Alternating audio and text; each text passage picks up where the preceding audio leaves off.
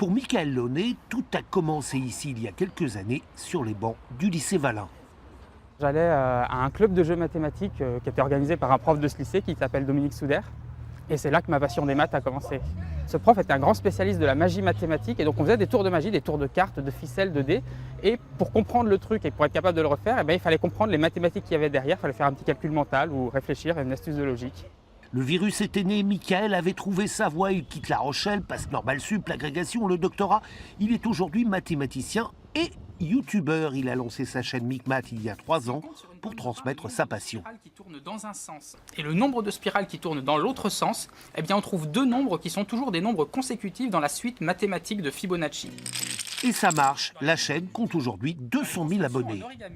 Et même dans certains tours de magie.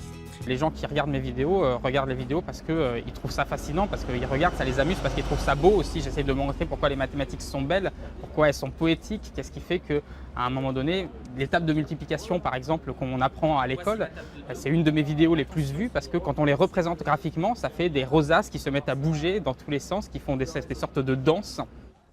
Notre homme vient aussi de sortir un livre, Le Grand Roman des Maths. Il nous raconte l'histoire de la spécialité, ce qui peut permettre de relativiser bien des choses. Quand on multiplie deux nombres négatifs, on obtient un nombre positif. C'est quelque chose qui est très intriguant pour la plupart des élèves. On se rend compte que beaucoup de mathématiciens dans l'histoire ont eu les mêmes problèmes.